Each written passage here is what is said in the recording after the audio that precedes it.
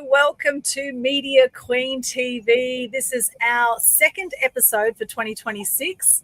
All about the art of self-discipline is what we're chatting about today. And it is a very special day because it is Ronald Bradley, our special guest, 83rd birthday today. Happy birthday to you, Ronald. Thank you, Aldwyn. I'm so excited for you. 83. I've got so many birthday greetings today on my birthday, I can't count them. Oh, that's wonderful. Well, you are quite an icon on the Gold Coast. And for those who don't know Ronald, he is the managing director and founder of Hippocrates Health Centre in Madrabar. He came to the Gold Coast 40 years ago from North Hollywood, California, and now he brings some extraordinary people together for all sorts of events such as sound healings, yoga, some extraordinary, live food preparation, all sorts of really cool events at Hippocrates. And you are an amazing man who definitely walks your talk. So today, yes, there's nothing more important, Aldwyn, than walking the walk, not just talking the talk. Yes, exactly. Yes, exactly. Walking the walk, not just talking the talk. Absolutely. Now, the art of self-discipline today is the topic that you chose. Why did you choose this topic? Because self-discipline is what changed my life, Aldwyn. Until I was 31, I was doing what most people do: eating rubbish, drinking almost every day, smoking cigarettes, smoking tobacco, taking aspirin for the hangovers I got after consuming the alcohol, doing all the things wrong. And at age 31, in 1 year, I stopped doing all that. I started meditating. I divorced. I changed careers. It was an eventful year. But that's what began me on the path to where I am now at age 83 in excellent health and continuing to live that way, self-disciplined every day. Oh, I love that. My dad always said to me, you've got to be disciplined and organized, Aldwyn. There's these two golden things. By the way, you're a very active lady. I am very active. I'm not always the most organized or disciplined, but I am working on it. And there's certain areas of my life I am very organized and disciplined, and some areas I'm not. It's kind of an ongoing work in progress. And we all are. Yes, we're all a work in progress, exactly. So let's break down, what is self-discipline really? It's deciding what outcome you want and refusing to be diverted from the path you need to take to get to that outcome. For example, the first one of the camera just moved. Okay. So the camera's not being very self-disciplined right now. The camera is kind of myself. I put a piece of tape on it right now. That again. And this is the thing, life throws curveballs sometimes, right? This is a great example of how life way of doing that. All right. Sometimes life throws curveballs right in the middle of a live stream. Okay, that should be better. There we go. Yes. All right. In 1974, shortly after I separated from my then wife, I met a lady I was very impressed with who had been meditating for about a year, and she encouraged me to do it. Now, at that time, there weren't a lot of options in terms of finding meditation teachers. There weren't any cassettes, there weren't any CDs, there wasn't any internet, but there was Transcendental Meditation, the organization. And the Beatles had adopted their principles about 5 years before, gotten a huge amount of publicity. And I decided, okay, I'll do it. I went there, they taught me how to meditate. They gave me my mantra, which I've never revealed to anyone, can't do that, and told me to go home and continue meditating. And I paid $250 to learn all this, which to me was a lot of money in 1974. Sure. So I went home, I sat twice a day, 20 minutes twice a day, and I tried to meditate. I didn't succeed very well. I'd look at my watch every few minutes. I think, is the time up yet? I think of other things I could or should be doing. I'd want to take notes.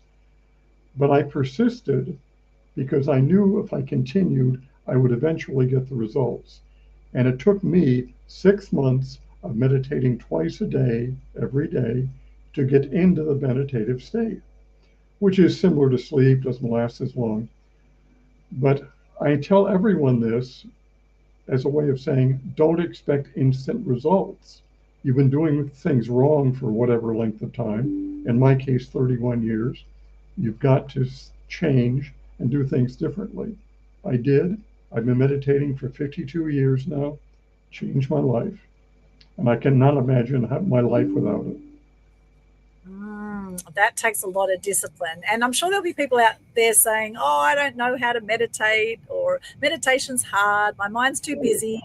It is hard, but there are lots of ways to learn. You have thousands, millions of ways on the internet. Just do it. Force yourself to do it every day, regardless of what's going on. Tell our camera's playing up, Aldwyn. The cameras. Regardless of what's going on, commit yourself to meditating at all times. Yes. Well, it's interesting because all successful people I know meditate. Really? It's that inward journey, I think, that really gives clarity for your outward journey, right? Actually tapping into the inner consciousness or wisdom there's actually all around us, and tapping into our superconscious that happens when we meditate, or our God energy, or whatever you want to call it. It's about faith, I believe. That inward journey is about having faith in yourself and Yes. faith in the universe as well. And because often our mind can be so cluttered, we have 60,000 thoughts a day, and for most people, 98% of the thoughts are the same as we had yesterday, and 80% are negative for most people. So actually to be self-disciplined and to actually rise above all that negativity, which of course we've been programmed to be living in a state of fear and in a negative state from the media, from Hollywood, from, all of that, of course, from your hometown, of course, from Hollywood. Hollywood has been responsible for a lot of problems. I live 10 miles away, just over the hill behind the Hollywood sign. Right. Okay, which is actually a beautiful area. There's a lovely walk up there. I've been on a few times. Oh, gorgeous. Yeah, beautiful spot. However, once we get conscious to our programming that has happened from a very young age, whether it's through our education system or, through the media, once we get conscious to that, then we can actually shift it and we can have a more empowered life, and we can get to 83 like Ronald is, and he's more youthful and more energetic than a lot of 50-year-olds I know. It's quite extraordinary. And I know you have quite a specific regime around how you stay so healthy nowadays, and how you keep so fit. And of course, that's at the ethos of what you do with Hippocrates Health and Wellness Centre in Madrabar, which is an extraordinary venue, and very excited to be running a retreat there myself coming up 10th to the 12th of April. So you'll be hearing more about that moving forward. But what are some of your secrets, I guess, to longevity? What are some of the things you do to stay so healthy? Well, I would encourage everyone to get this book, written by my former partner. Can you see that okay on the screen? Just bring it close to your, there we go. And yeah, there we go. Take control of your health. Elaine lived to be age 94 and wrote this book at age 72. And these are the principles I follow every day in my life. I followed them before she wrote the book. I've continued to follow them. She was a great example. And of course, you met her yourself. She died just 3 years ago. And one of the principles I follow is 95% raw foods, very little cooked food, no burned food, no barbecued food, no fried food, and no manufactured food at all. In fact, most people don't realize this. I suggest everyone, before you buy any manufactured food, read the label, find out what the manufacturers put in it. Now, the latest trend in manufactured foods is finding a cheap filler, even cheaper than soy, which now is cricket flour. They're actually breeding crickets in huge buildings, and then when they die, grinding them up and making a flour out of them, which is indigestible. It passes through the body undigested. But that's what you're getting when you're eating most manufactured foods. This is the insect, the cricket, the insect. And what Yes. What sort of foods are they putting this cricket flour into? You name it. Almost anything. Protein powders for one. Wow. Anything that you might find soy in, you might now find cricket flour. It's a vastly growing manufactured product. Wow.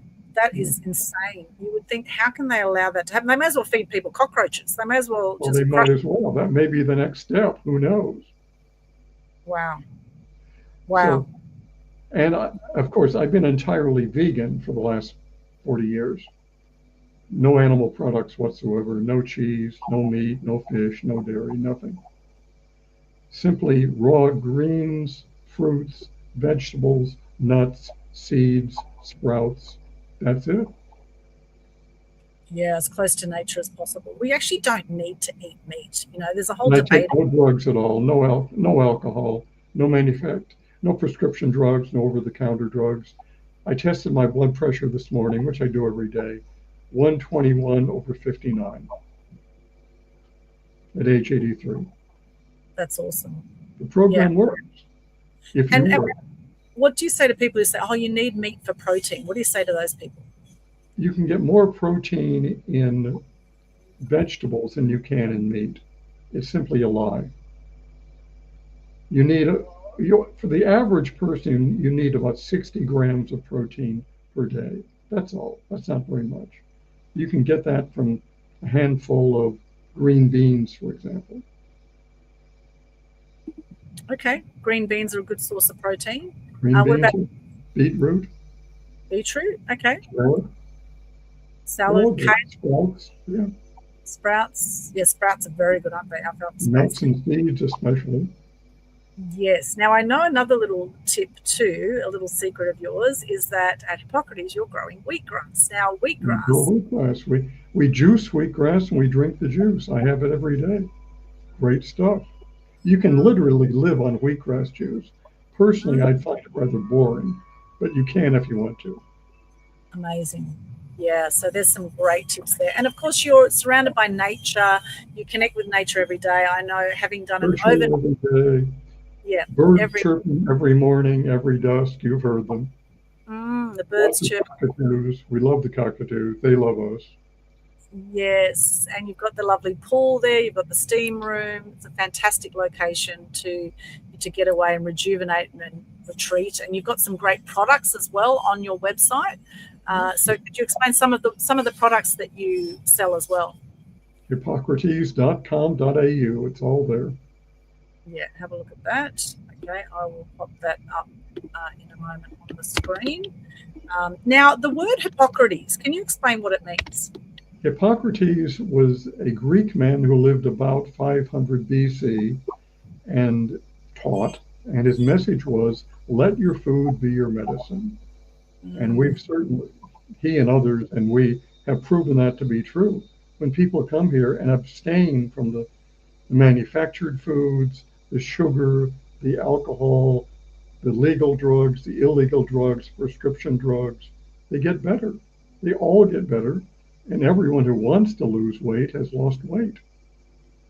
It really is simple, but not easy. Because once again, it requires self-discipline. Yes, let food be thy medicine and medicine be thy food. And what we've got, of course, now we've got a sickness industry that's going on. For example, my mother, my darling mother, who's about to turn 82, hopefully she'll make it to 82 on March 3. My dad's just turned 88, and they are both on a whole lot of pills. My mum has dementia. A week before Christmas, not last year, the year before, 2024, she had a fall under the care of a carer. She broke her arm and went into hospital for 3 months. And she went in with a broken arm and came out unable to walk. And now she's full-time in a nursing home. And there's all the emotional, dramas that go with that, with dad, 55 years of marriage. Dad's all alone now. He's not dealing very well with it emotionally. I've been, there to support them. But, you go into hospital with one problem sometimes and you come out with another much bigger problem. And that's exactly what happened to Mum. She didn't get enough. You don't come out at all. Or you don't come out at all, exactly. Yeah, exactly. And this happens again and again. There's a lot of negligence within the health system. There's a lot of issues with the health system, and I know the nurses, a lot of them do the best they can. And, traditional medicine has its place. I mean, I guess if you break an arm or something, maybe there's a place there for traditional medicine to put you back together. However, as much as you can do naturally for your body, the better, really, I believe. I would encourage everyone to avoid hospitals as much as humanly possible. I haven't been in a hospital in decades because once you start on the conventional orthodox medicine path, it's a downward spiral. I have a GP I go to, Dr. Wu here at Robina, who offers free acupuncture in addition to being a GP. And he never tries to advise me on medical practices. He knows where I'm coming from, but he provides wonderful free acupuncture courtesy of the Australian government. Free acupuncture. Yes, I've had 7-day doctors. That's a nice for him. Yeah, and it's fantastic that when people come to Hippocrates, they actually get a free, the free information about that so that they can go and get some free acupuncture with Dr. Wu. And I've been to him before and he's very good, so I can recommend that.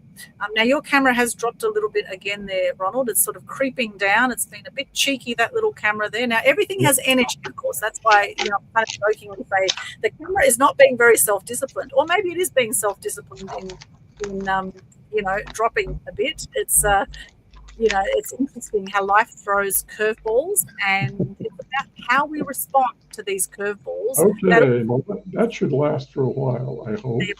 That's great. And that's where self-discipline comes in as well, because life does throw unexpected curveballs. I couldn't help the fact my mum had a fall, or I couldn't help the fact that, there wasn't enough physio support. I did the very best I could, but of course it was Christmas time, very few physio. I mean, there's few physio at the best of times. Might be one physio on the ward, and this was at Caboolture Hospital, looking after 40 rooms, and generally speaking, most Aussies in general sort of will do the minimum work for the maximum pay. That's generally how it goes. It's not like encouraged to. Human nature. Probably human nature. Yes, probably human nature in general. I think we do have a little bit in Australia, a little bit of this sense of entitlement, and the government keeps paying people not to work in Australia. We pay people not to work here, and this is why so many people love coming to Australia, because, you can get paid not to work. You're not encouraged to work.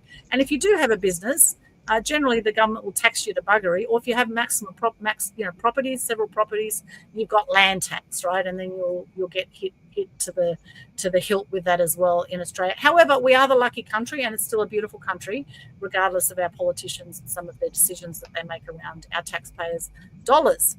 So self-discipline is something that is a practice, I believe, as well. So let's dig a bit deeper into this self-discipline topic, Ronald, or anything else you want to say about what I've just said. Well, of course, there's exercise as well. Now, exercise we would recommend, again, it's free on the internet. They're called the Tibetan longevity exercises, and they're very well produced, and they're free. Just Google it and you can find them. There are 5 exercises that can be done every day. I do them every day. They do help. Okay, and what can you explain what these are like, these exercises? They involve turning around a slow spin up to 21 times. You start small if you need to. And doing push-ups 21 times.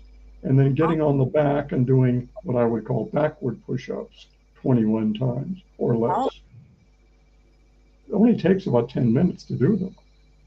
Wow. Gee, that's great. I'll have to look that up. Okay, well, that's a great tip there.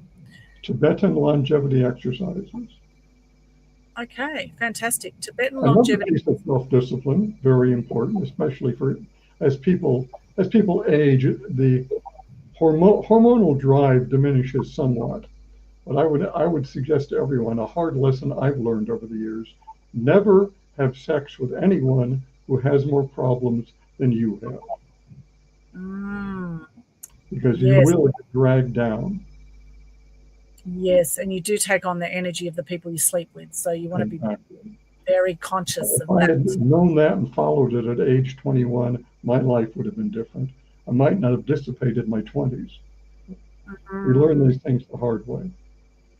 Yes, yes. Well, I think we've all done things at times we've regretted, and it's part of the journey of growth, of longevity, of aging. We have that wisdom that comes from all these lessons that we've learned of how we might do things differently. However, it's all part of our journey. It's all part of our story as well. I was just speaking this morning at the BX Rabina meeting about transforming fear to freedom, the power of your story. And in fact, we put a book out last year, this one here, Fear to Freedom, which you came to the launch for. Thank you so much for coming. And that's with 13 Thank you for writing. Yeah, it's a very, very powerful book. 13 authors from around Australia, 13 people sharing their story of how they've transformed from fear to freedom and the wisdom that they've learned on that journey. So I'd love to ask you, Ronald, on a bit of a sidetrack question here on where is somewhere in your life where you've had a lot of fear and you've overcome that fear and you've come to a place of freedom, you've had some wisdom, learnings on the journey that has helped shape who you are today. Can you? I have a sign on my office wall, I've had it for 30 years, which reads simply, "Plan for a miracle." Nice. Which sounds contradictory, and it is. But it's true. If you plan and work and are committed and you need a miracle, you'll get one when you need one. I found that to be true throughout my life. Plan for a miracle. And where's somewhere in your life where you'd say there's been a miracle? Well, during the early days when we started Hippocrates Health Center, really what our program was about is selling deprivation. Deprivation's a tough sale. But we did it. We told people, if you do this, you will get the results and you will feel better and you will learn what to do at home. Most people aren't willing to do that for any price. Enough were, we managed to keep our doors open and succeeded. So that's one example. But there are other words of wisdom that I've come across over the years I want to share with you. Sure. I'm taking my eyes off the camera for a moment. That's fine. Be the person you want the other person to be. Oh, nice. Do you like that one? I do. Be the person you want the other person to be. A psychologist gave me that 50 years ago. And that's particularly if you are looking for a love match as well. Like you say, okay, I want someone who's really fit and healthy. Yes, but it's broader than that. If you want people to treat you ethically, warmly, friendly, cordially, be the same way. If you're not that way, you're not going to attract people who are. True. Treat others as you want to be treated. Well, as my mother used to say, to thine own self be true, and follow the golden rule. Yeah, I love that. And another one, people often have told me, oh, your diet's so extreme, I just couldn't do it. You're an extremist. My reply to them is, yes, we are extremists, but what we're planning, what we're seeking is extremely good health and extreme longevity. Sure. I think that's a good thing to want to have. Yeah, and really the fastest food that you will eat is straight from the garden. That's the fastest food. We've been taught organic as much as possible, sure. Doesn't have to be. If you're burning food and barbecue or frying or microwaving, you're creating many more toxins than you would get from eating ordinary conventionally grown food anyway. So if you're not going to be totally organic, again, don't burn it, don't microwave it, don't barbecue, and don't fry. What about soups? Soup or stir fry? So no stir frying, ideally. Stir frying ideally is minimal. What you're doing is simply warming the food.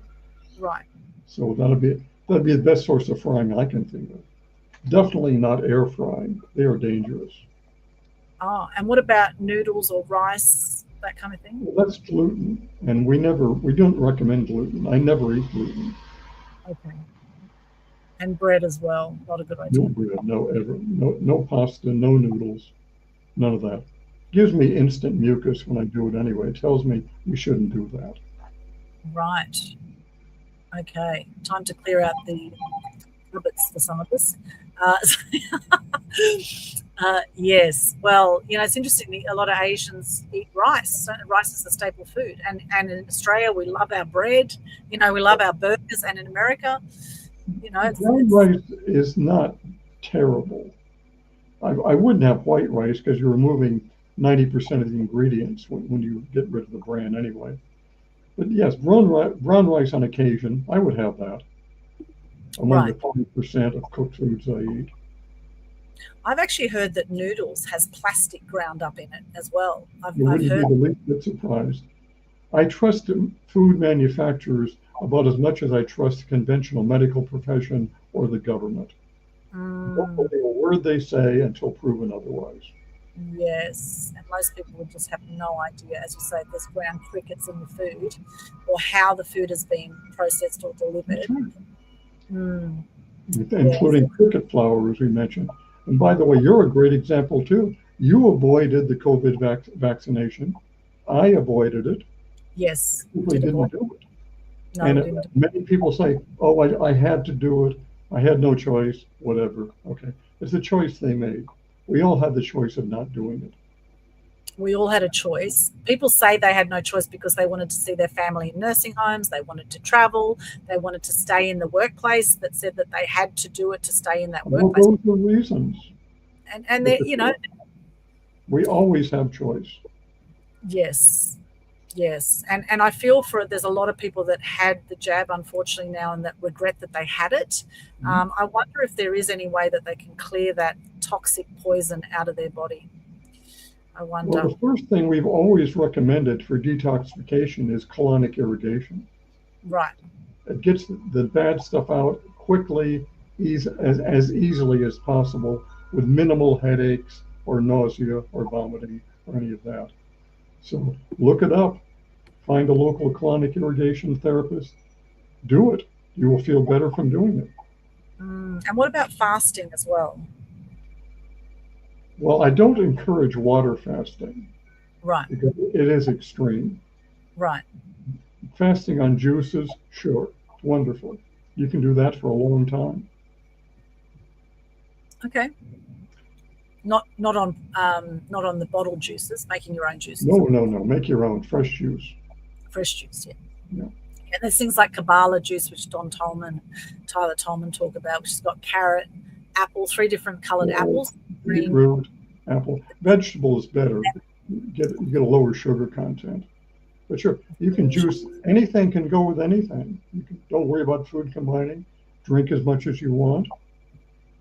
You will feel better because of it.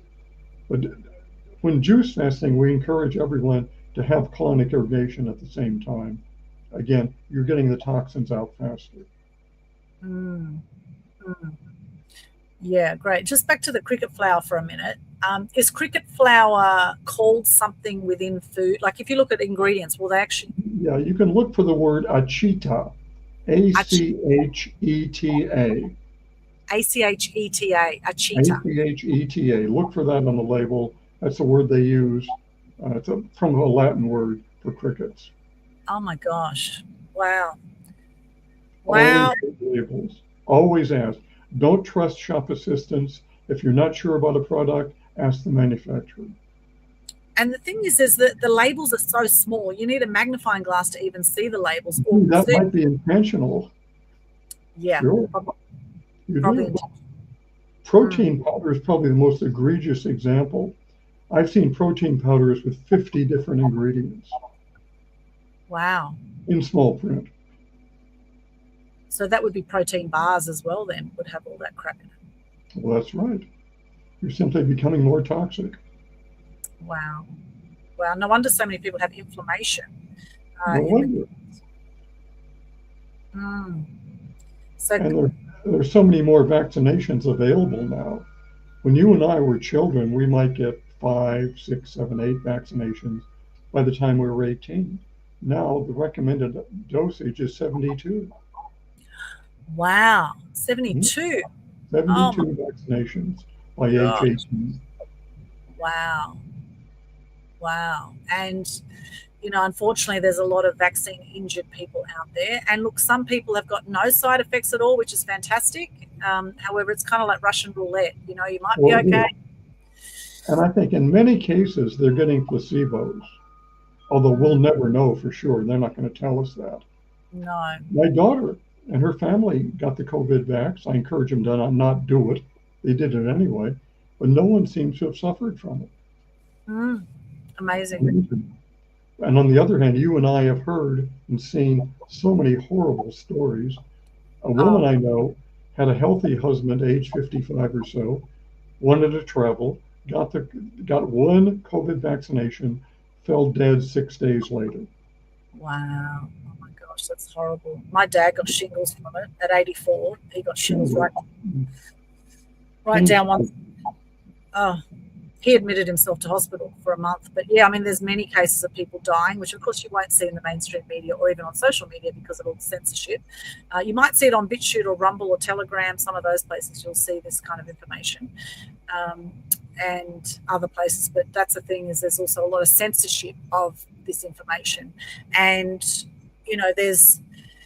there's a movie or documentary called Cancer, the Forbidden Cures, and it showed about 14 different types of cancer cures that were all shut down by pharmaceutical companies. All these people were taken to court, and, you sort of wonder about the evilness and the darkness behind some of the people behind these. Well, it's competition for orthodox medicine.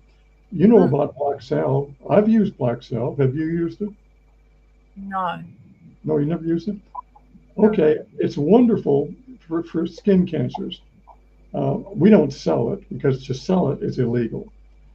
Right. But I've used it 24 times on small skin cancers, and if it's not a skin cancer, it doesn't burn. If it is a skin cancer, the salve burns it out. It becomes problematic if you wait a long time and have a huge cancer. I don't have that personal experience. But we've made a video about it. In fact, you can find it on our website entitled One Answer to Cancer. It'll tell you exactly how to make it for yourself and the success stories that many people have achieved from using it. That's black salve. Black salve. But it competes with the orthodox skin cancer industry, and they don't want any part of it. That's why it's illegal. And 50 years ago, you could buy it at a veterinarian to use it on your dog, and you could use it on yourself too. Now veterinarians don't sell it. Interesting. And also they put out articles saying that it's all rubbish and that it'll cause more harm than good and all that sort of thing. Sure. So, do your own research, people tuning in right now. Thank you for joining us, those on Facebook, LinkedIn, and YouTube right now.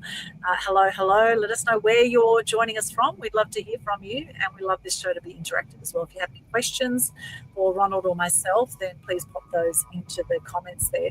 Yes, do your own research. Don't believe everything you hear in the mainstream media or even by Googling, because the people behind Google have got other agendas at play. And if you really want to know what's going on in the world, like it says in the Thrive documentaries, it says follow the money trail. That's how you really how true. Follow the money trail. That'll tell you exactly what's going on in the world. That One Answer to Cancer was brilliant. And in fact, that's how I first found out about Hippocrates, because I Googled and found that. And then I found your book, Take Control of Your Health, which is an absolute Bible of health. It's a fantastic book. And you've also got a book of quotes, haven't you? What's your book about? My book? Yes. Well, this one, the Australian Affirmations book. There you go. Which consists of hundreds of wall-size affirmations that you can stick on your wall, stick on your computer screen, and encourage positive thinking. And that is so important for longevity as well, is your mindset. Your mindset is absolutely crucial. And I love positive affirmations. I have positive affirmations all over the place as well. I absolutely love it. And I love it, Hippocrates, how you've got all the quotes all along the top of the main event center. And a living room wall. Yes. We often find people walking around their cameras taking pictures of all of them. Yes, so good. So good. What gave you the idea to do that book? Oh, being exposed to occasional negativity. and deciding what can we do to make it more positive. And that was a perfect place to put them above the windows. The space was unoccupied anyway. Yeah, fantastic. Love it. Hello. Aldwyn said earlier, we often have events of various kinds here, many of them free, open to the public. Simply go to our website, hippocrates.com.au/events, and it's updated every week. Yes, that one there. That's how you spell it, HIPPOCRATES for those on Spotify later. You'll find that they're .com.au. And we've got Aimable. Hello, Aimable from, here he is, Aimable on LinkedIn. Niziyamana, I think that's how you pronounce it, Niziyama, CEO and co-founder of Holistic Impact Hub. Interested with this special episode. Oh, beautiful. Well, welcome, Aimable. Thank you for joining us. And that's great that you're into holistic health as well. So that's brilliant. And I think, really, when you look at your values in life, I was just listening to Dr. John Demartini again yesterday, and I love Demartini. He's always talking about values. What are your values? And if health is not one of your highest values, then I recommend that you take a close look at I don't know what that is. Anyway, a bit of noise in the background there. So what are your values? And if health is not one of your highest values, then most likely you're not going to be in a very healthy state. So they say a lot of people will invest their health to get their wealth, and then later in life they invest their wealth to get their health. However, if they're in traditional medicine field, then most likely they're investing their wealth, but they're not necessarily getting their health back either, depending on where they put their money.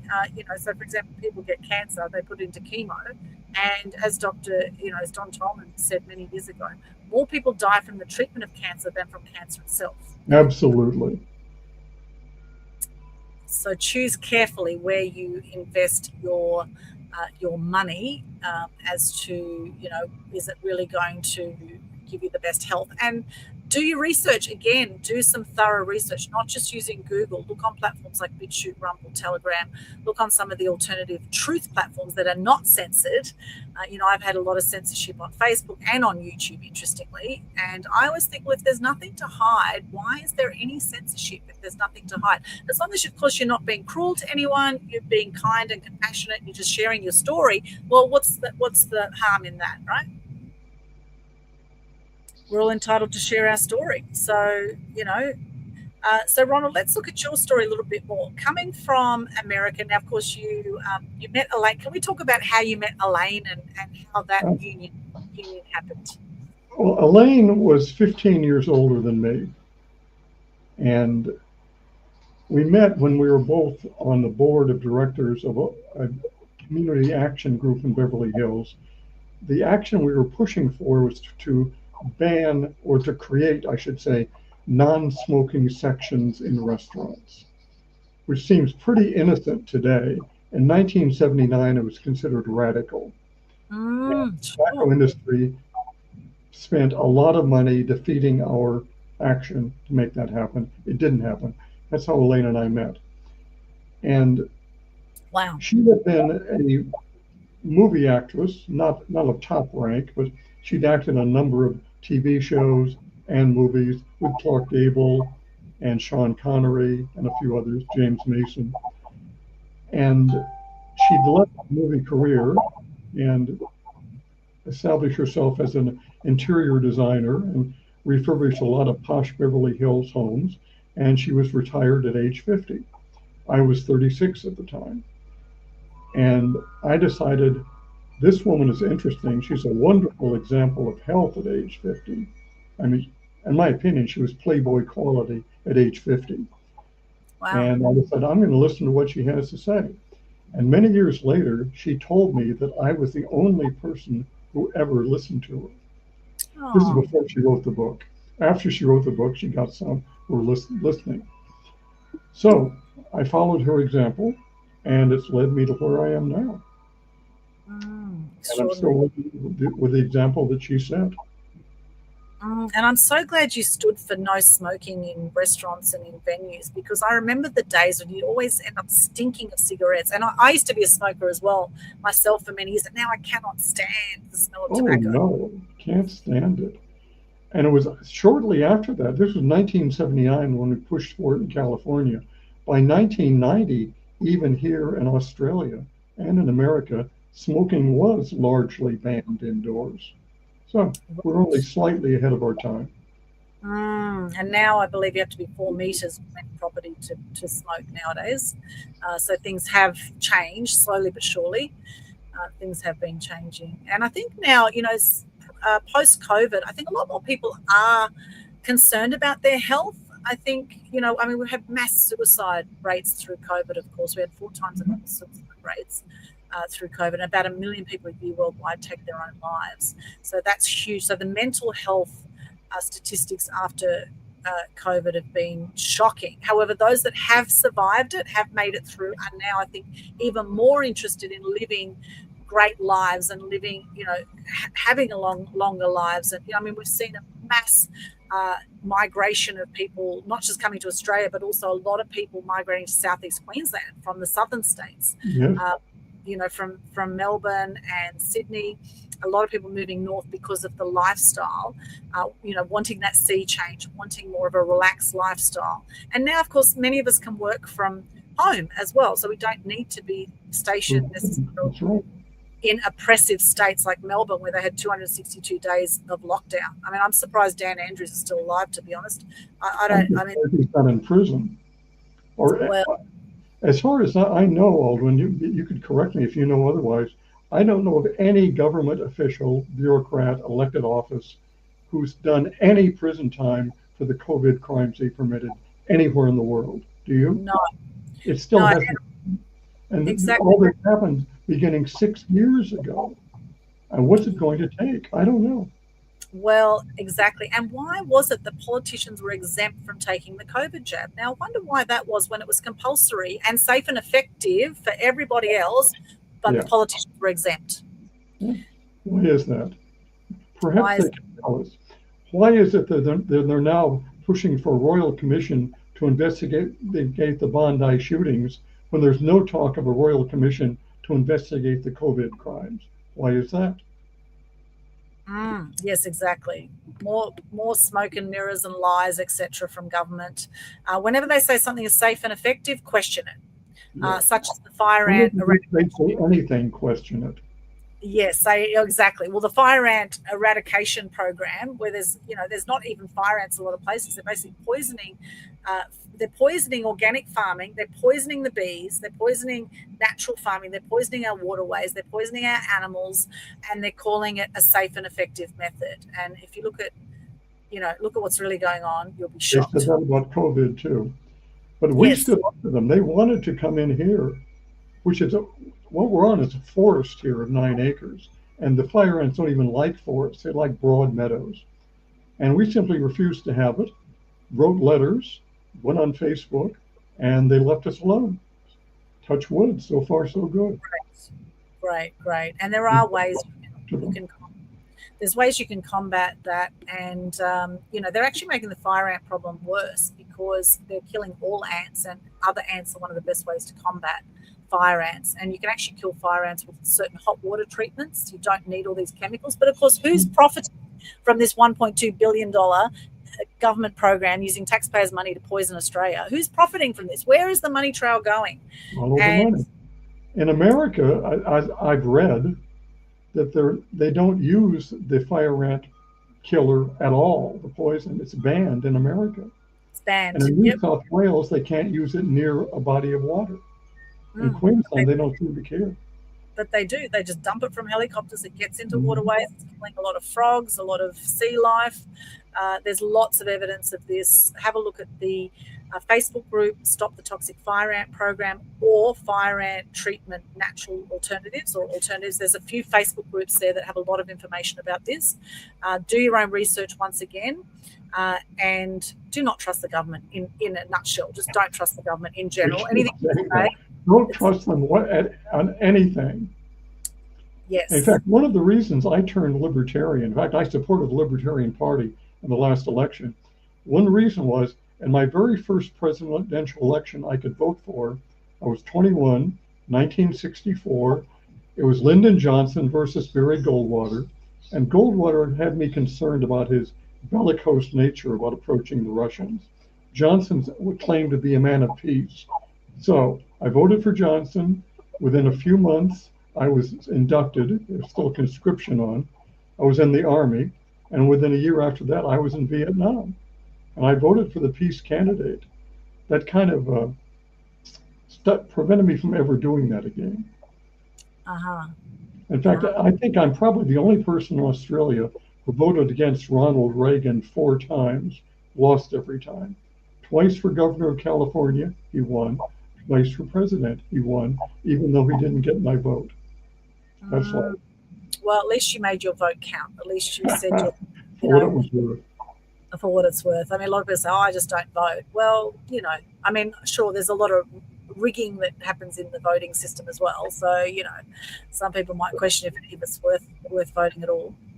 Yes. Well, someone wiser than I once said, if voting made any difference, they wouldn't allow it anyway. Yeah. You've got to laugh. But, with all of this, with all these things in the world that we cannot control, right, all you can do is get informed for yourself and get as empowered as you can for yourself. And create the best life possible for yourself. Yeah, exactly. And trust your intuition. The government's not going to do it for you. No, exactly. Trust your intuition as well. Like I knew when COVID was blasted all over the media, and whenever something's blasted all over the mass media, I know from my 40 years of media experience that usually there's some other agenda at play. So always trust your gut. Trust your gut. I knew there was something off about the whole COVID thing. I wasn't sure what it was at the point, but I knew there was just something didn't feel right about it for me. You probably remember that cruise ship incident in March of 1960 in Sydney Harbor. 2020 in Sydney Harbor. Yes. When 10 people died allegedly of COVID. Allegedly, yeah. Within a week or two, they published a list of all the people who had died and their age. And the average age was 80. And the moment I saw that, I thought, this is not a pandemic. Pandemics affect every age. And people die at about 80. So what's the big deal? Then I knew it was a fraud. I was suspicious beforehand, but after that I knew. Yes, exactly. And if you're thinking to yourself right now, this is all conspiracy. Well, the only conspiracy is really what we see in the mainstream media. But do your own research, because the difference between conspiracy and the truth is usually about 6 months. So, and you and I are conspiracy realists, not conspiracy theorists. Yes, realists, exactly. Exactly. But a lot of people don't want to admit that they made a bad choice or that. That's human nature. Yeah, and if you did, well, obviously you did the best with what you knew at the time. But now, knowing information differently, are you going to go out and get your booster shots? Most likely not. Unlikely. Very unlikely. Yeah, even if it's compulsory, right? You always have choice. Always have choice. At this point, if they made alleged vaccination compulsory, I think we'd have riots in the street, because there are enough people now who simply don't believe them and will not accept it. Yes, exactly. There would be absolute riots in the street. We've got a few very cool people joining us. Hello, Corinda Marley, who does the Empowerment Extend show in the UK, one of our great followers. Great to see you there, Corinda. Sean O'Neill here on LinkedIn, wanting the quieter demographic too. Wanting the quieter demographic. Yes, we're wanting to reach the quieter demographic here. Maybe you could expand on that. Not quite sure what you're trying to say there, Sean, but or maybe you're commenting on something that we said. But thank you for joining us, Sean. Appreciate that. We've got Amiable. He says, I'm really honoured to hear from you about mental health. It sounds good. How you are sharing? Oh, it sounds good how you're sharing it. Thank you, Amiable. I appreciate that. And something else I do for mental health is we've got the Good News Day and the Global Good News Challenge, where people can share gratitude and good news on social media. So regardless of all the stuff going on in the world that we can't control, that sometimes can have people feeling very depressed or very angry about the state of the world, there are also some extraordinary people in the world, some beautiful people who are doing a lot of great things for the community, for animals, for the environment. And I shout out to all the conscious ones out there that are making a difference, the heart-centered entrepreneurs who are out there making a difference, like yourself, Ronald, who is bringing together such extraordinary people with your health centre there. It's phenomenal, some of the events that you have there. I highly recommend, if you're joining us, check out the website as we put up earlier, and look at the events tab in there, hippocrates.com.au. Check out the events tab in there. You'll see some of the amazing events that are coming up. And Amiable says, I'm writing from Burundi, and I hope that next time I'd like to connect in order to join earlier. Don't miss anything from your program. Well, the good news is, Amiable, that the replay is up on all the main sites. You'll see it on Facebook, LinkedIn, YouTube, on my YouTube channel. After this show, you'll see the whole replay. So you can always go back and watch the beginning. If you missed out on the beginning, or if anyone else has just joined us, you can always go back and watch the replay. However, it's always best if you can join us live and be part of the conversation. So let's come back to self-discipline again now, Ronald. We're talking about self-discipline and how important self-discipline is. For those who feel that they're not very self-disciplined, what do you suggest to them on how they can build the muscle of self-discipline? Take one positive step, Aldwyn. Commit to walking in your neighborhood, whatever, in the park, 15 minutes a day. That's all. It's 15 minutes a day, regardless of the weather. Wear a raincoat, umbrella if you have to. One positive step at a time. And building discipline without one step will lead to the next step, and the next step, and the next step. It's a gradual process. For the average person, you've been doing the same thing all of your life, and it's not getting you the results you want. You take a step in the other direction, but only one step at a time. If you try to do too much, it's overpowering. You will give up. Yes, one baby step at a time. As they say, how do you eat an elephant? One bite at a time. Not that we want to eat elephants, because we love elephants. Yeah. But how do you eat? How do you get through a big project?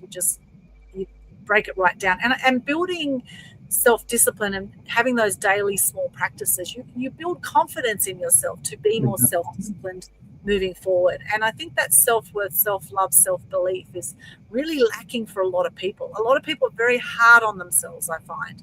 They talk to themselves very badly and say, oh, you're such an idiot or whatever. Like, notice yourself. If you say these kind of things to yourself, where did that come from? Like, what happened? We as kids, we come into the world and we're so happy and we're out there, and then we get shut down, told don't do this, don't do that. And then you might put your hand up in school and you go to answer a question and then you get it wrong and you think, oh gosh, I'm never going to answer a question again, I'm never going to put my hand up again, I'm never going to express myself again because I'll look bad, or I'm not good enough. Some of these beliefs can happen for people. So to build up the opposite of that, to actually say, yes, actually I am good enough, by taking those small steps, as you say, doing the meditations, doing the little bits of walking, maybe changing a habit with how you eat, maybe eating more raw food during the day, having more filtered good water, without the fluoride, which is calcifying our pineal gland and making us all a bit dumber.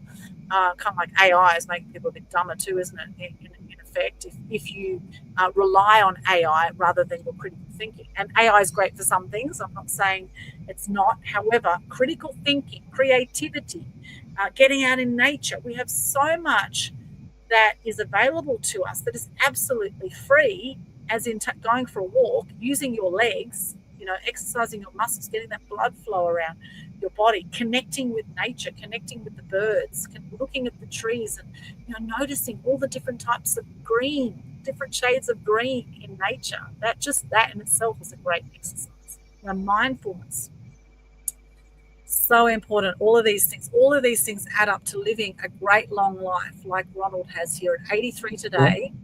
By the way, I want to put in a mention for a website I discovered that will tell you exactly what day you're going to die. Now, I've mentioned this to many people, and many people have reacted with, no, I don't want to know the exact date I'm going to die, which is okay. You don't have to. But I was curious, and I entered it, and it says, I gave my personal information, all that stuff. It says I'll live to 114, which means I have 31 years left. I'm happy with that. You're just getting started. 113. I'll probably want to live past 114, but we'll cross that bridge when we come to it. Yes, it may change as you get older too. And what is that website, Ronald? It is www.death, Yeah, as in dying, death. hyphen, don't Yeah, spell out the word hyphen, just dash, yeah, clock.org. death Death clock clock org. dot death-clock.org. Oh wow, predicting the demise of others since 2006. Oh wow, that is You an want to interesting. try it, Aldwyn? I've You want to actually, see I'm going to pop exactly it. what day you're going to die? When will you die? Okay, when will you die? Find out. Yeah. Okay, I'm going to put this in the comments. Death-clock.org. Wow. Well, I'm very curious. And look, it's a prediction, I guess. It may or may not be true. Who Who knows? But knows? who knows? But it's a bit of fun anyway. You can go on there It's fun. and pop And your details. also, while I'm thinking of it, there's a movie I'd like to plug. It's a movie that came out 6 years ago. I've seen it 3 times. It won the Oscar for Best Screenplay, and it's about revenge and about how women are mistreated badly by some men. And I'm not going to say more than that. I think every child, at least at age 14, should be required to see it to learn disciplined behavior and learn what the consequences of lack of self-discipline can lead to. And the title is Promising Young Woman. And you can even find it on Netflix. Okay, Promising Young Woman. Okay. Promising Young Woman. I won't put One that of one. my favorites because I've seen it 3 times in 6 years. Okay, so the trailer's up online. Okay, all right, that sounds very interesting. Promising Young. Is. Okay, well, there you go. Have a look at that. Completely unpredictable, terrific movie. Great. Okay, Promising Young Woman. And actually, I do love movies. That's something I love to do. So, on the topic of longevity, how important is it to do what you love, Ron? Do what you well. When you said, I thought book title. Do what you love, the money will follow. Ah, I think it is important because if you're not doing what you love, you're simply putting in the time to earn a living, and that's a rather dull life, I think. Yes. Oh, why would you want to live life doing stuff you don't enjoy? If you're doing something, go ahead. If you're doing something just for the money, you're not going to stick with it either. So there's a lot. You had a good job as a journalist. I did. For an Orthodox news company. You left it because you wouldn't compromise your principles. And for that, I admire you. That's right. I did leave it. And I had the VIP treatment all over town. I was getting invited to all the big events and, meeting celebrities and interviewing, the likes of Hugh Jackman and Cyndi Lauper and Russell Crowe. And, I had the life.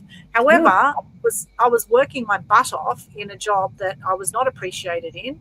And you just were not allowed to think differently at all working in the media. You had to follow the company line. You couldn't, rock the boat on certain things. And, if there's a certain agenda by the company and you go against that agenda, you're out, So it was something where it was soul destroying, actually, in many ways. It was soul destroying. I actually loved being an entertainment reporter towards the end of my career.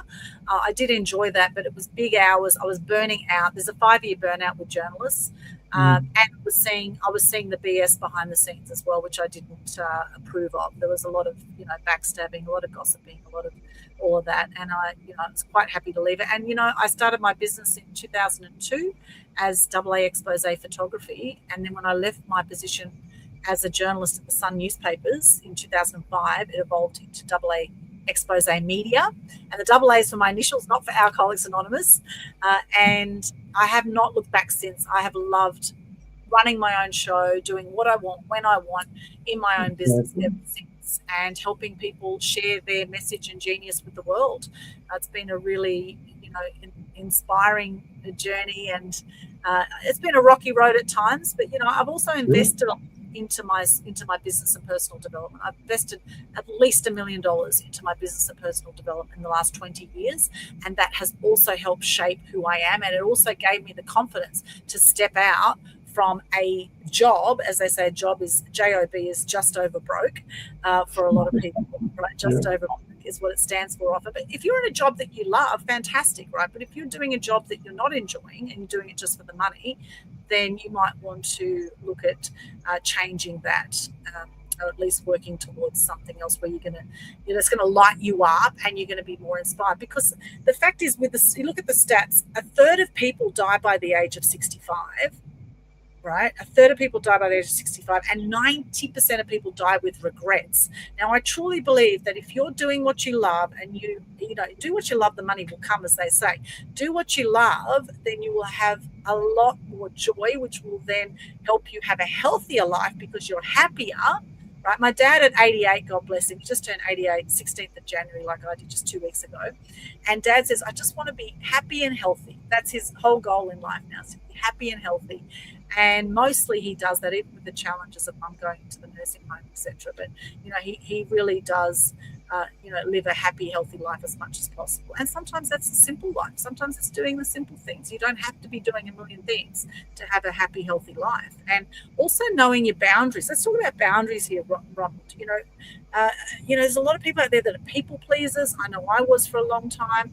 And I had to learn personal boundaries for myself, and also to eliminate negative distractions of people from my life as much as possible. So how has that played out in your life, Ronald?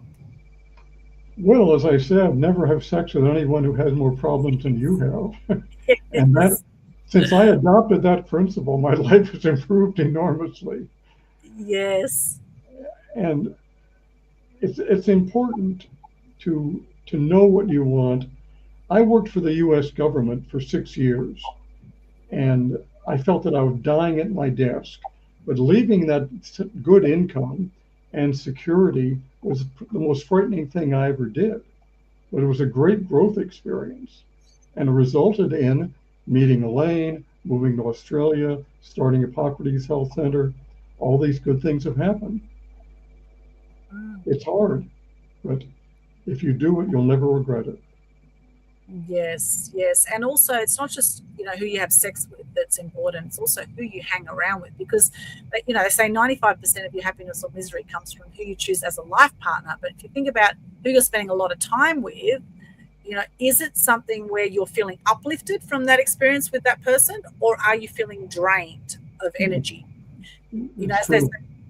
We're happy either when people come into the room or when they exit the room, either when they enter or they exit. So notice, are you happier when people come into your life or when they exit your life? And of course, we all have our ups and downs. We all have our times we're feeling great, times we're feeling crap. But in general, overall, are the people in your life uplifting you? Are they happy about your success, or are they secretly jealous? It's just interesting to notice, to have that self-awareness. And that's where things like meditation, as you said at the beginning, is so important, to tap into, what you truly want, and tap into our universal consciousness and realize that we are spiritual beings having a human experience, right? And we can get very stuck in our humanness, in the monkey chatter in our minds. We can get very stuck there rather than coming from a place of love and abundance and kindness and compassion. And you can be kind and compassionate to the negative people in your life, because they say hurt people, right? Hurt people, and healed people, healed people. So there's people who are being nasty right now. They're probably going through a lot of stuff. However, you don't have to take all that on board for yourself. You can bless and release. You can still be kind and compassionate and be loving, and you can do it from a distance. You can have some safe boundaries. And sometimes these people are family members, and sometimes you have people in your life that might be uplifting 1 minute and then very negative the next minute. It's just looking at the overall. If you look at the 80-20 rule, 80% of the time, are they people you really want to hang out with, that brings you joy to hang out with these people, or are they people you feel 80% negative with? And you just want to minimize contact with negativity, because it will bring your energy down, as you say, Ronald. It will bring your energy down, just like eating crap food brings your energy down. That's right. In fact, one of the reasons that I came to Australia was my family. My mother was a pill popper from the time she was 30, pharmaceutical drugs, Valium, sleeping pills, antidepressants. My father was a functional alcoholic. My brother was a mix of both. and I just didn't want to be around it any longer. Mm. So Elaine and I came here. We both avoided all of those things. Yeah, well, that's great that you did. And there is a lot of addiction out there, unfortunately. And often Oh, these more than addictions, ever. More than, in fact, yeah, Alcoholics Anonymous has admitted they're less successful now than they were 50 years ago because there are so many pharmaceutical options that didn't exist 50 years ago that are as sure, damaging as alcohol. sure. Yeah, absolutely. Yeah. Oh, it's massive. And it's just again noticing, are the habits that you have in life, are they serving you or are they enslaving you? Are you are you at the mercy of your habit, or is the habit in control of you? And that's whether it's smoking, drinking, it's being a workaholic, a shopaholic, being a hoarder. There's all these sort of addictive personalities, being addicted to social media. This is the whole, I mean, I'm shocked nowadays. I drove past the local tram stop the other day and everyone was on their phones. I was just Everyone, yes. no one was connecting. No one No, was connecting person to no. person, all on their phones, addicted to their device. And then they all get tech neck because they're all leaning forward. So they all end up hunchback. So now we've got this massive thing of people getting hunchback, neck issues, back issues from too much time on devices. So, being conscious of those kind of things as well, I think is so important to have a long, healthy life. There's so much we can share on this topic. So you worked in the US government, Ronald. What were you doing there out of interest? I worked for both agencies no longer exist. First, I worked for the U.S. Civil Service Commission, helping state and local governments improve their personal systems. And later, I worked for the U.S. Atomic Energy Commission, doing similar things. So I did Wow, that for 6 years. amazing. Yeah, And now they say every 7 years we have brand new cells. Our whole body is brand new every 7 years, right?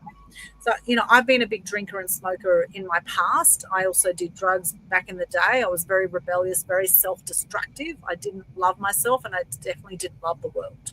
Right? I didn't love other people either. I was in a very destructive stage there through my teenage years particularly. However, thankfully, I've come out of that, and I don't want to live that way anymore. I want to make the most of my life nowadays, which is why I do what I do. So I do wonder sometimes whether any of that damage would have actually carried on at all, or whether you can completely eliminate that kind of harm that we've done to our bodies over the years with that every 7 year cycle. I'd love to see Big Pharma finance a study to determine that, but I don't think they will. Where's the profit motive? Yeah, well, yes, there you go. I mean, I feel amazing now, I must say. I'm very rarely sick nowadays. And you had a birthday too. Happy birthday. Thank you. I turned 52 on the 16th of January. My dad turned 88. 52. 50, I thought 52. Yeah. Well, 52. You look wonderful at 52. I feel great. I feel actually better now than I think I did. You have a bundle of energy, Aldwyn. You're one of the most energetic people I know. Thank you, Ronald. I do. And life is energy. So how can you increase your life force or energy force? And by the things that Ronald has shared here, nature, exercise, good water, good food, whole food, minimize pesticides and all that kind of thing. If you can grow your own food, even better. Avoid the toxic people. Avoid the toxic people. Yep, exercise. Yeah, all those things. What about things like journaling, or what else do you do? I journal every day. I also write affirmations every day. Okay, brilliant. And what sort of things do you journal about? What's going on in my life, the important things. Okay. Yeah, and some of the affirmations I write out every day. I am peaceful and tranquil now. I and my friends are prospering now. Things like that. Nice. I like that. And maintain a positive state. I love that. And how important is faith for you? Or do you pray or have faith? That's a good question. For many years, I was an agnostic. Elaine was an atheist until her death. I never was. Can you still see me? Yes, I can. Yep. Okay, good. I can't see you, but that's all right. I was an agnostic because I honestly didn't know. I didn't have an opinion whether that God exists or not until when I was 56, my mother killed herself. Oh. Because, as I mentioned, she'd been on pharmaceutical drugs for about 50 years. And when that happened, I happened to be sitting playing bridge at the bridge club on a Sunday afternoon, and I suddenly felt an excruciating pain from my left hip all the way down to my left ankle. Oh. And I could barely walk, and I had no idea what was causing this. It was very sudden. Eventually, the pain wore off, and I could walk at least. Anyway, I got home, and within about an hour, my brother phoned to say that our mother had killed herself. So her spirit connected with mine somehow during this 6 hours of extreme pain. And ever since then, I'm not an agnostic anymore. I know there's something out there, but I don't know what it is. I'd like to come up with a word to explain that condition. I don't have one yet. Perhaps you can think of one. Well, I've heard the term God equaling greater organized design. And I like that. I like that as an analogy. And I do believe there is like a godlike force or a, I mean, I was brought up Christian, and So was I. That's one story around what this could be, what this energetic force is that's within all of us and around all of us. Some people call it Buddha, Allah, I mean, everyone's got their own stories around what this energy is. And religion, there's been more wars around religion than anything else. So I would say nowadays I'm spiritual. I do believe in a godlike force. But again, what is the real truth with everything? I mean, I think the Bible has a lot of good principles in it.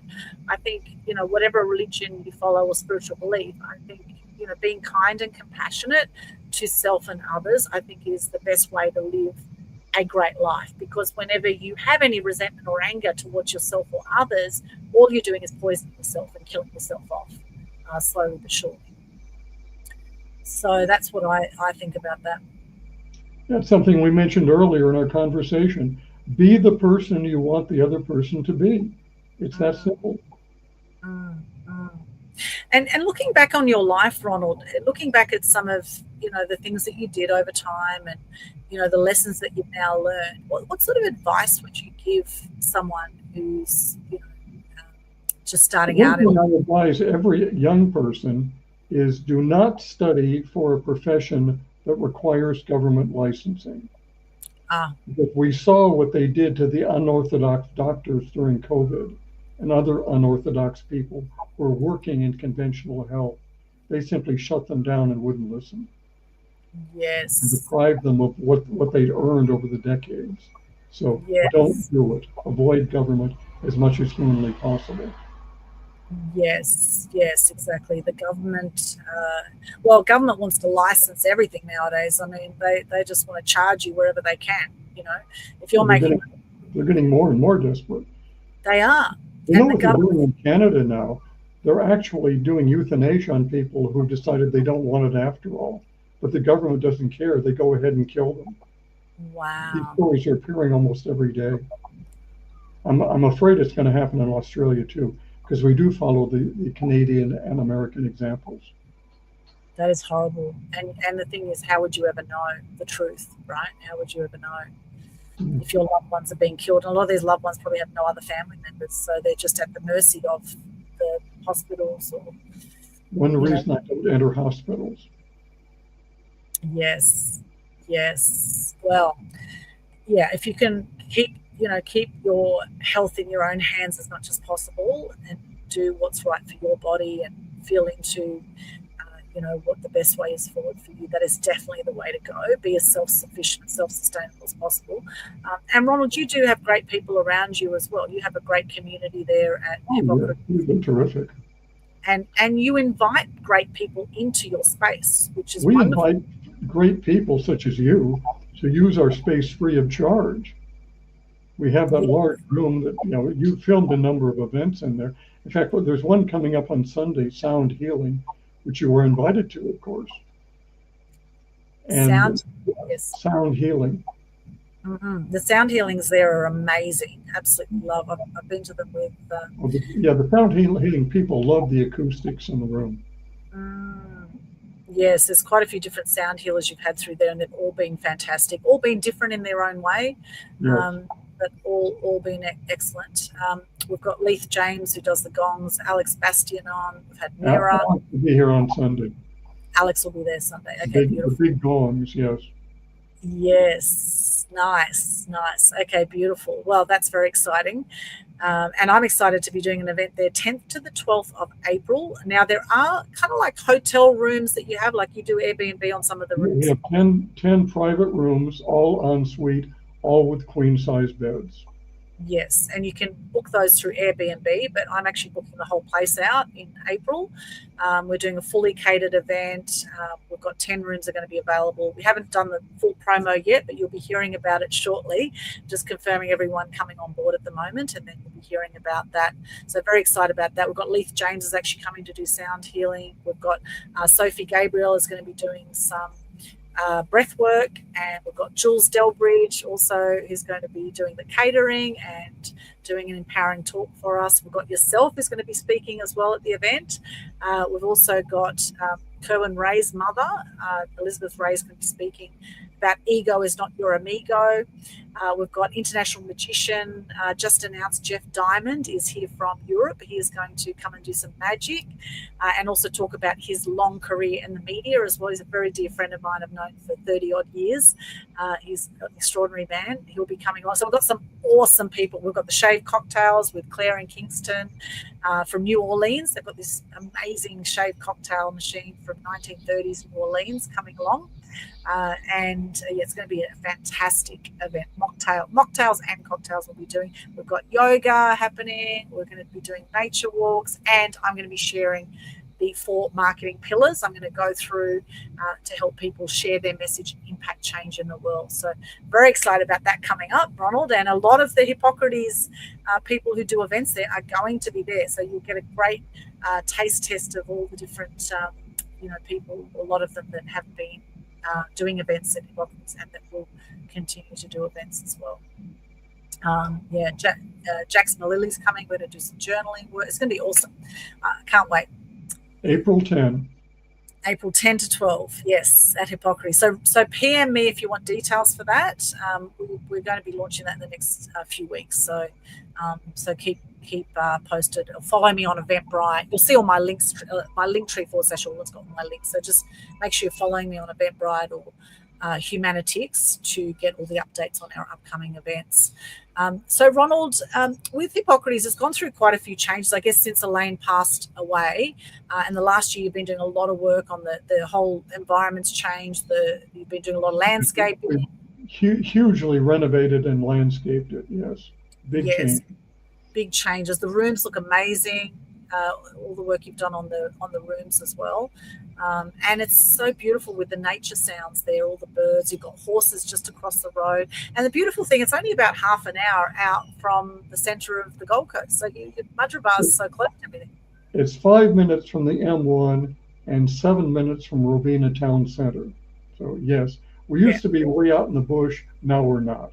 No. Things have changed on the Gold Coast. Everything's coming closer to you. Yeah. And I guess in your 83 years too, Ron, you've probably seen a lot of people that have come and gone over the years that have died young, or died too young, or just not lived lives that have been fantastic for them. What do you think some of the biggest downfalls have been for people who haven't lived a full life? About what our conversation's been about, lack of self-discipline. They have the ability to do it here. They experience great results, but for whatever personal reason, they don't do it when they go home. They get back into the old bad habits. My father did that. Came here for 6 weeks, lost 12 kilos at age 75, felt wonderful, and went home and got right back into his old habits and died 6 years later. So the self-discipline of creating good habits, having good habits, and sustaining the good habits. Sustaining the good habits. It's hard. Hundreds of people would say to me, oh, I could do this, but my wife won't do it. I could do this, but my husband won't do it. I agree. It's hard. with the family. It's much better if you can get the entire family to do it with you. And we cannot control what other people do in our family or our friends. We can't control anything about other people. We can only control our reaction to them. Yes, and as I say, we either have reasons or we have results in life. And so if you're not getting the results you want in life, then have a look at the reasons and excuses that you've got around that, and be the change you wish to see in the world, as Gandhi says. Be the change you want to see. Yes, be the change you want to see, exactly. Anything else you want to share, Ronald, about self-discipline? I'd love to continue our conversation, but another time. We've been going about an hour and a half. Yes. And let's get some fresh air and sunshine. We'll start to wrap up. It is a beautiful day here on the Gold Coast. It is. Any final quotes you'd like to share, quote or motto? Let's see what I have here.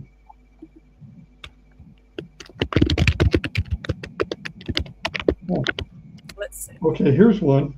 I love this one. The ultimate human desire, to have a best friend we can't keep our hands off of. Is that good? I like that. I recently discovered that one at age 82.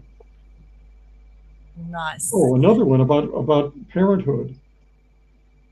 Do not, for men especially, do not father a child until your and your partner's desire becomes absolutely irresistible. In other words, you have to really want to. And if you don't, you won't do as good a job parenting. Yes. Yes, that's a great one. Absolutely. Yeah, I love that. And here's a great quote from Dalai Lama, another one. The various features and aspects of human life, such as longevity, good health, success, happiness, and so forth, which we consider desirable, are all dependent on kindness and a good heart. How true. That's a great one too. And Deepak Chopra, longevity is not only about living longer, but it's also about living well and living fully. Yes, it's true. And this one from Mary Angelo, the joy of life is not just surviving, but thriving with passion and compassion, humor and style. Love that. Oh, it's been amazing chatting with you, Ronald. Happy 83rd birthday for you today. I am happy number 52 for you, Aldwyn. Yes, and happy 52 for me. And for those who want to connect with Ronald, of course, they go to his website. Which social media platforms are you on, Ronald, as well, if people want to connect with you? Facebook. For the most part, only Facebook. Okay, great. You can subscribe to our daily news bulletins, which go out to our special database that we own. And you can go to the website, hippocrates.com.au/events, and see what events are coming up, including Sound Healing this next Sunday, 3 days. Fantastic. And I'll be back there sometime soon as well, attending some of the events. So we look forward to seeing you there. Go along there, hippocrates.com.au/events. And there's a whole lot of amazing products that you can also purchase on the website as well. So check out some of the books and products there that are phenomenal and will help get you back on track with your health if you've been a little bit slack after the festive season, or maybe eating way too much that you probably shouldn't be eating. Maybe it's time to detox after you've been retoxing. Time to detox and get back on track. That is absolutely wonderful. And for those who want to connect with me, hop along to linktr.ee/Aldwyn. You'll see that there, linktr.ee/Aldwyn. And there you'll find top 5 tips to gain TV exposure on my media website. We have the Global Good News Challenge, which is free. And we're also inviting people to come and join our next book, Fear to Freedom, Series 2. So if you want to come and share your story there, reach out to me, send me a PM. We're looking for 11 other authors to come on board for Series 2, and then we'll be doing other books down the track as well. But great opportunity to leave a legacy, share your story of how you've transformed from fear to freedom and the wisdom that you have learned in that journey. And subscribe to my YouTube channel. If you haven't already, you'll see that also in those links, just Aldwyn Altuney Media Queen TV. On YouTube, we have a lot of inspiring content, a lot of amazing interviews with other extraordinary people like Ronald. that you'll find on there. So make sure you hit subscribe on that. Share the love if you've enjoyed today. Thank you so much for those who've joined us live today. Thank you, Aimable. We can see you there on LinkedIn. Thank you so much for all those comments. You can see that on LinkedIn there too. Also, Sean O'Neill, Corinda Marley, for everyone who's joined us, thank you, thank you, thank you. Sending you much love today. It is a wrap, and I'm going to give you the clap. We all get the clap. Happy 83rd birthday. Yay! Thank you so much. Thank you, Aldwyn. Thank you, Ronald. Any final words before we end the stream? Looking forward to seeing you very soon. Yes, you too, Ronald. Enjoy this magnificent day. Sending you all much love. We'll see you again next time on Media Queen TV. Thank you so much for joining us. Bye for now. Bye-bye.